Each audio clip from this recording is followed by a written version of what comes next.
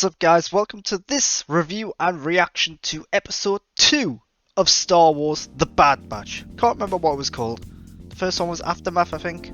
Yeah, I don't know. Anyway, this episode sees the Bad Batch going to Saleucami and reuniting with a character from the Clone Wars who was in one episode of the Clone Wars, and the Bad Batch never actually met this character, but apparently they know him anyway. And it's the clone defector, who's got a family and everything.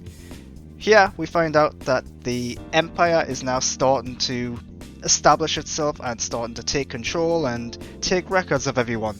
And that's kind of the only significant thing this episode introduces us to, is that the Empire and the clones are starting their spread, they're starting their takeover.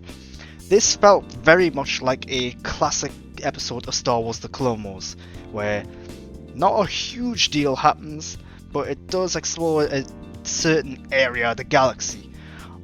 In a nutshell, I thought this episode was okay. It didn't really progress things from the first episode. It had a bit of a different tone from the first episode. The first episode was pretty dark, both visually and in terms of the tone. It was a little bleak and ominous. It established certain mysteries. This one didn't really continue that. That's not necessarily a bad thing, but it does mean that I'm a little concerned about where the season is going. Are we going to get a bunch of just standalone adventures of these guys in the galaxy trying to find their way in this galaxy?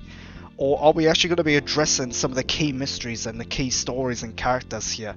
So the first episode established Omega, a new character who I really like. This episode didn't really push things in a new direction. I liked how it explored her in the fact that she's only ever known Kamino. She didn't even know what dirt was, and I thought that was a really interesting element, and I liked that quite a bit. It's also clearly trying to show us that Hunter is going to become a father figure of sorts for her. Maybe forcing that a little too much. There weren't actually any hints of that, I don't think, in the first episode. So now that they're suddenly really hinting at that is a little on the nose, I think. So they've got to be careful where they go with that. Otherwise, some cool action in there, but nothing really standout-ish. Again, it does feel like an episode of the Clone Wars, both in terms of where it would fit in and in terms of familiarity. There's really not a lot here that stands out in this episode. But great animation again, great voice acting. Yeah, nice to see the clone defector, or deserter, again.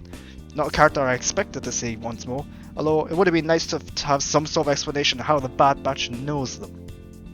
But yeah, that's what I thought of episode 2 of Star Wars The Bad Batch. Still, it was an okay episode, I enjoyed it. It just didn't feel like it progressed the story much. It didn't go in a new direction with anything. It's just, right, here's just an adventure that these guys happen to go on the way. We didn't even see Crossfire or Crosshair or whatever he's called, the bad guy. And that's a little concerning as well, because what's he up to now? He's the villain here. We need to see him as well as the Bad Batch. He is a key member of the Bad Batch, even if he is the villain. So I hope we do start to see more of him, even if we start to see things from his perspective rather than him just taking on the Bad Batch. I don't know what's going to happen in the next episode. I do have a couple of predictions for this series as a whole. Not season, the series. First prediction is Darth Vader's going to be in it. When? I don't know. Probably going to be reserved for like a season finale or something. Maybe they'll bring in James Earl Jones. Matt Lanter, who voiced Anakin in the Clone Wars, has said that he will be back in some sort of animated voice acting role. Does he mean this show? I don't know. Tons of possibilities here, but I do think Darth Vader will appear in this show at some point. Maybe even with the early versions of the Inquisitors. It's all very possible. And that's one prediction. The other prediction is that by the end of this show, most of the Bad Batch, maybe even all of them, will be dead. And I think they're going to make a big deal about it. I think it's going to be very dramatic when they are killed off one by one. But anyway, Bad Batch episode 2, I liked it, I enjoyed it. I didn't love it. It didn't really push the boundary for me in any way. So yeah, until next time, which will be next week for the next episode recap, I've been Grant Burton. Subscribe to my channel for more content like this. Follow me on Twitter and Instagram at _Grant Burton, and thanks for watching.